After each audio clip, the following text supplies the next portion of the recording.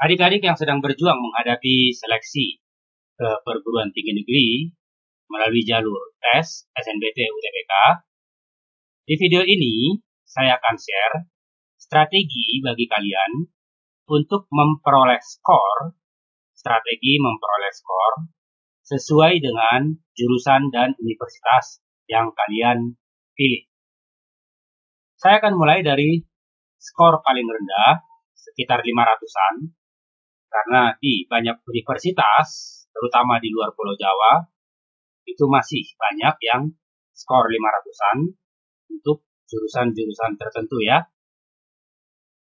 Nanti kita akan lihat juga untuk skor medium 600-an, apa-apa saja yang kita harus jawab, berapa banyak, dan sebagainya, termasuk untuk skor 700-an.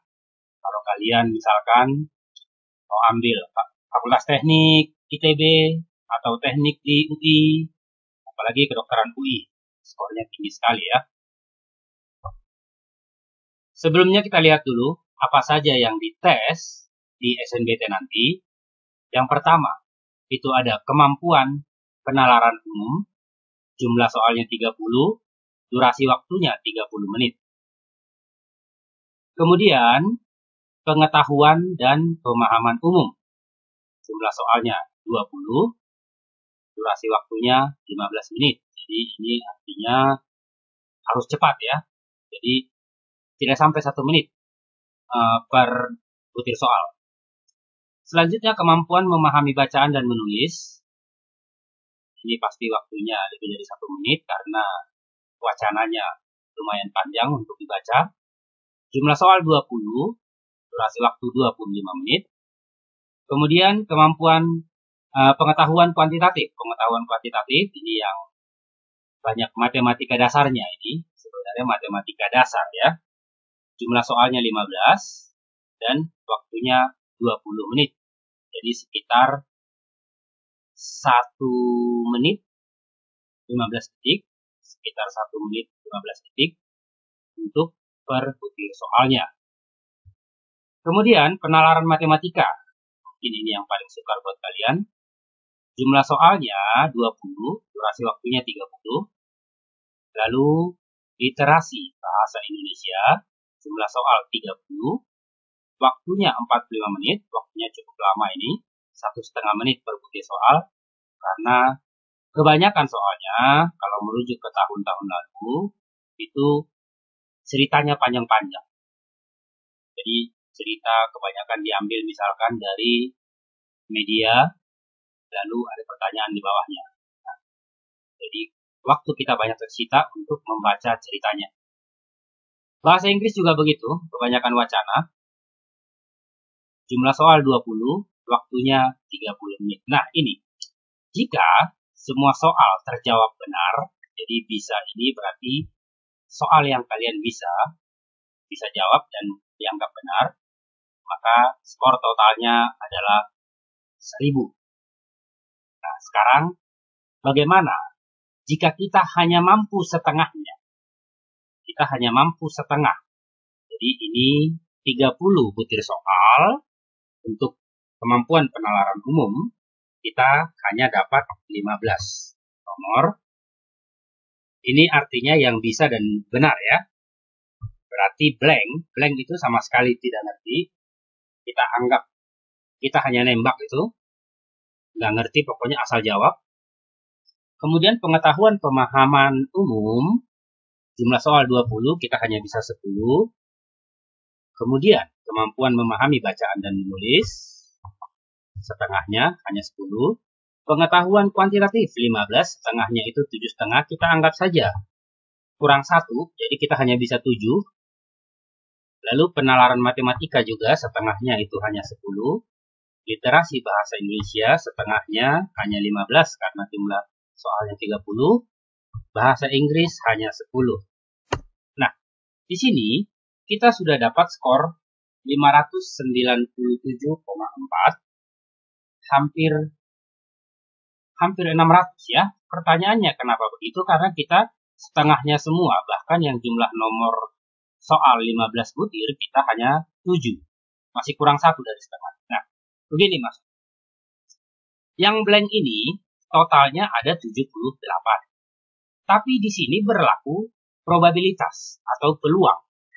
Karena pilihannya itu, kita anggap saja A, B, C, D, E, berarti ada 5 pilihan. Yang kamu tutup mata, cap cip cup tebak, berarti peluang benarnya 1/5. Kalau total soal yang kamu blank 78, berarti masih ada probabilitas, masih ada kemungkinan kamu benar 1/5 kali 78. Jadi masih ada butir soal yang kamu bisa benar. Itu peluang yang kamu bisa benar. Bisa di atasnya, bisa di bawahnya. Tapi statistika itu tidak pernah menipu untuk data yang cukup besar ya. Data lebih dari 30, 78 butir soal yang kamu blank untuk ditebak. Kalau kamu punya strategi menebak pun, maka peluang untuk benarnya lebih tinggi lagi. Nah, bayangkan kamu bisa dapat skor 597,4. Ini ada banyak sekali universitas jurusan-jurusan tertentu, terutama di luar Pulau Jawa, yang bisa lolos dengan skor ini. Kamu hanya mengerjakan yang bisa kamu kerjakan hanya setengah, kurang 1 butir soal.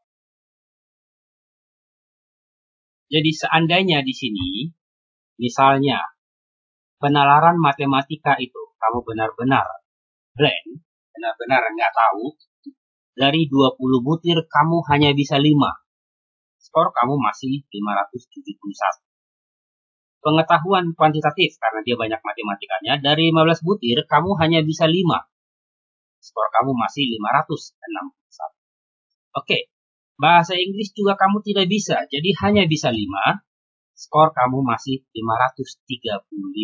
Jadi kalian yang di daerah jauh dari Pulau Jawa yang masih sanggup lolos ke perguruan tinggi negeri di skor 500-an, berarti kalian cukup menguasai setengahnya dari setiap jumlah butir soal, bahkan jauh dari setengah untuk yang berbau matematika dan bahasa Inggris. Seperti itu ya. Sekarang kita kembali ke skor setengah tadi. Skor di mana semua jenis soal kamu sanggup setengah, kecuali pengetahuan kuantitatif, kurang 1 butir, karena jumlahnya ganjil. Atau kalau kita genapkan, karena dia matematika dasar, kita anggap kamu bisa 8, jadi lebih 1, maka skor kamu sudah 602,6.